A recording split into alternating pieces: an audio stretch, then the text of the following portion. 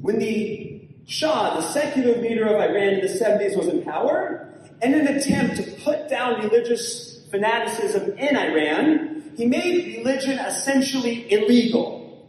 This was religion, whether it was Islam, Christianity, Judaism, it didn't matter. He suppressed it all within the country of Iran.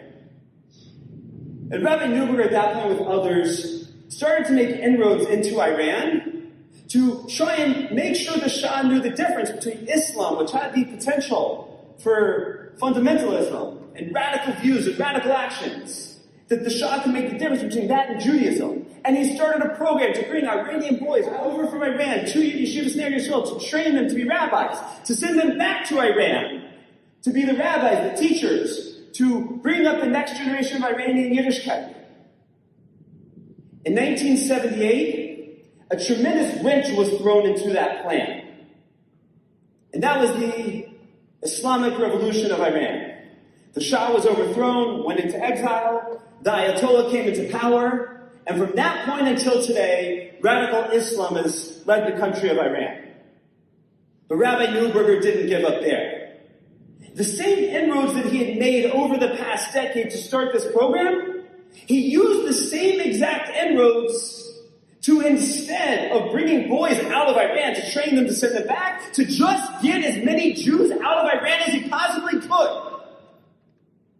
And for the remaining decades of his life, no matter what was going on with all his other responsibilities, running the yeshiva, raising the money, the political activity that he was involved with here in America, etc., the plight of the Iranian Jew was always on the forefront of his mind. So much so that people would jokingly refer to the yeshiva, which the English Rosh Tevos for Ner Israel Rabbinical College, or NIRC, they would refer to it as the Neuberger Iranian Refugee Center.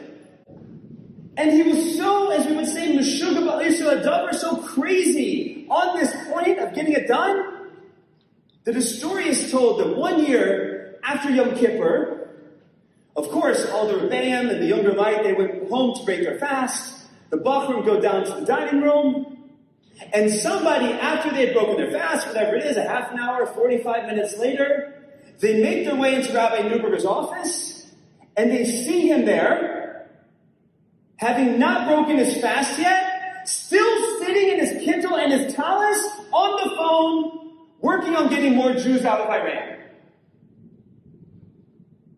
That, my friends, is acharius.